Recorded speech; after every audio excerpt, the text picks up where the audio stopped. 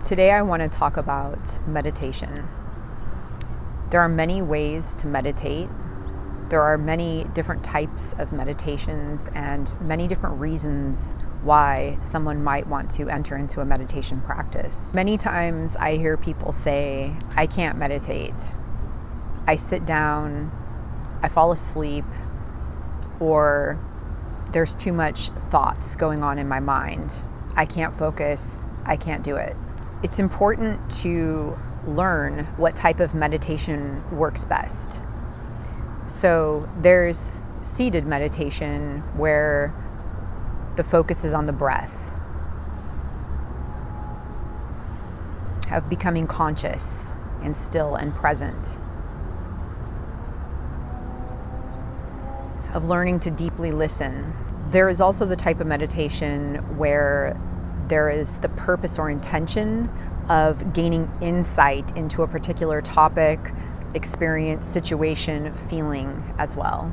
There's also movement meditation, so going for a hike, dancing, many different types of movement, conscious walking, earthing, those can all be forms of meditation as well.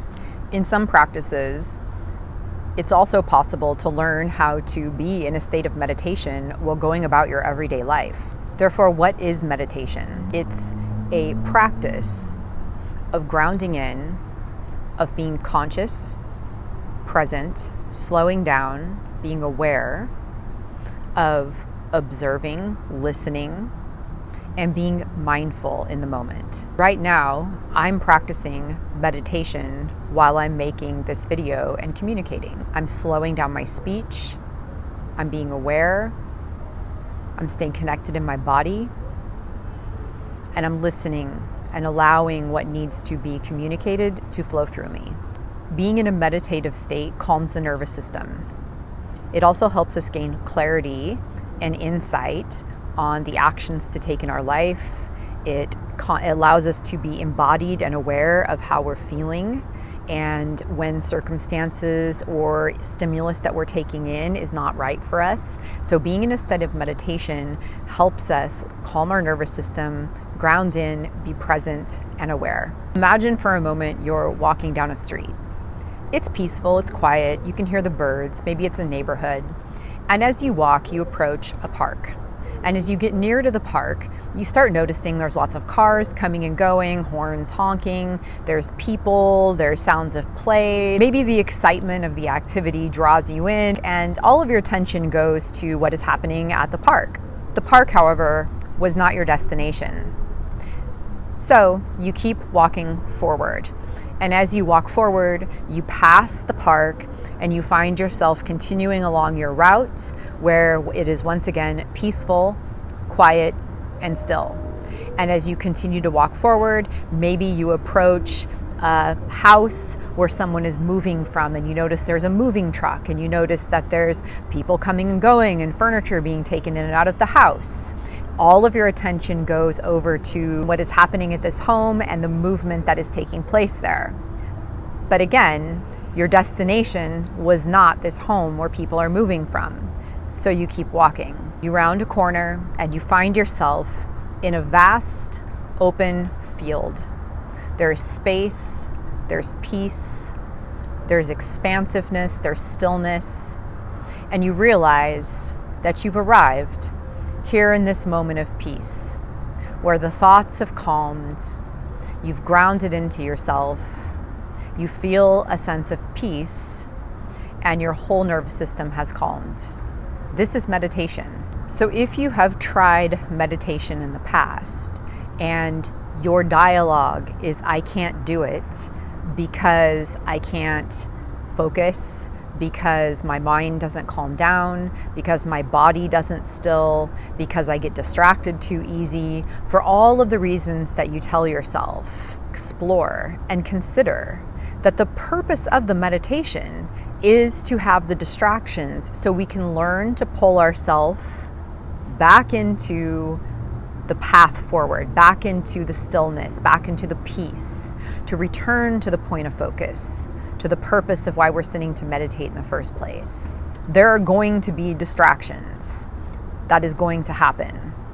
And sometimes the purpose of the meditation, like a journey style meditation, where whatever comes up might be a thread to pull on, a portal to follow. That would be the purpose of when all of that comes up, to follow it in a journey style meditation. However, if the purpose is to calm down, relax, to settle the nervous system, and to practice letting the distractions go and staying on a point of focus like the breath, then anytime the distractions arise, we bring ourselves back to the point of focus and allow ourselves to be present there. Every time we return to that point of focus, to the breath, it'll get easier and easier as time goes on. So in the beginning, there's lots of distractions, lots of thoughts, lots of pains and sensations in the body. As we get more comfortable doing this and returning to the breath, returning to the point of focus, it becomes easier. There becomes less distractions. The space in the expanse, in the peace, in the quiet starts to last longer. And it becomes easier for us to have our attention pulled in one direction and to return back to our point of center. Distractions. Distractions are not married to being good or bad. So when we're in this process, a distraction is anything that pulls our attention away from the point of focus. Sometimes the distraction is, my back hurts, I need to move, my leg is itching, or I forgot to do this. However, a distraction is also those miraculous, amazing thoughts, ideas that come up when we're sitting down or entering into an intentional meditation practice. Sometimes, right in the beginning, these what feel like profound ideas surface. Well, if they're meant to be retained, they will come back at a time where they're useful. But if our point is to stay focused on the breath, and we're focusing on the breath, and then our masterpiece work of art comes downloading in, that's as much of a distraction as our leg itching is. We have to move past the asteroid belt of our mind in order to find the peace of deep space. From what I understand, it can be brutal in the asteroid belt.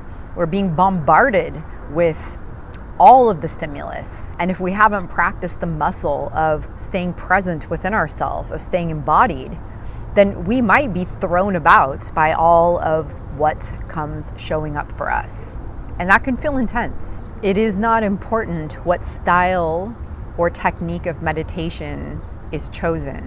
What is important is that in the end of the practice, there is a sense of embodiment. There is a sense of calm, peace, harmony flowing through the nervous system, through the body. There is a sense of connection, space, groundedness, and presence. Consider how you can bring meditation into your life. Is that cooking? Is it while you're taking a shower? Is it in a bath? Perhaps it's while you're driving to work. Of course, while you're driving to work, don't engage in a breathing meditation with your eyes closed. This would be more of a conscious waking meditation where we're paying attention to what is happening around us, within us, as we're staying very present and aware of our circumstances and those around us. But driving can be a meditation. Remember, safety first. I love driving as a form of meditation. I get in the car, I put on music, I pay attention, I'm focused on the road, and I don't want to be distracted. I can't be distracted while I'm driving. So it's helpful for me to drive, get in the car, and focus. It helps me let the distractions go and get clear. One more thing about amount of time. It's not about how long to meditate. Since the purpose is the outcome, is a feeling of embodiment, of being grounded, present, aware, of calming the nervous system, then the idea is whatever activity you are engaging or not engaging in would produce that result. Therefore, it really needs to be an activity that you can sustain in a focused way for whatever amount of time it will take you to get to that end result. As an example, if you want to do a seated breathing meditation, yet when you sit down, it hurts your back, it hurts your body, your mind is constantly distracted by pain and thoughts, and you're sitting there fighting with yourself, trying to calm your nervous system and meditate because you need to do this meditation, then that might not be right for you. That is not producing the result that you're looking for. It might be worthwhile then to try a slow walking meditation, to go outside and to take a walk and just be aware. Focus on the breath and see if there is a period of time where you can get into the walk that allows the distractions to dissolve. Or even better is when we're noticing the distractions arising, and then we're letting them fall away, and then we're noticing them arising, and we're letting them fall away. Tune in. See if there's a way that you can explore meditating, maybe in a way that you've never explored it before. Try it. See how it works. Just bring the breath into it and notice what you do naturally that helps you ground in and let go of the distractions that calms your nervous system. Explore meditation. See what it takes for you to get to that place where you feel your nervous system relax and that state of peace and harmony within you. And notice what helps you get there. Thank you for watching. Enjoy your peaceful meditations and arriving to an inner state of harmony. Infinite blessings. Bye for now.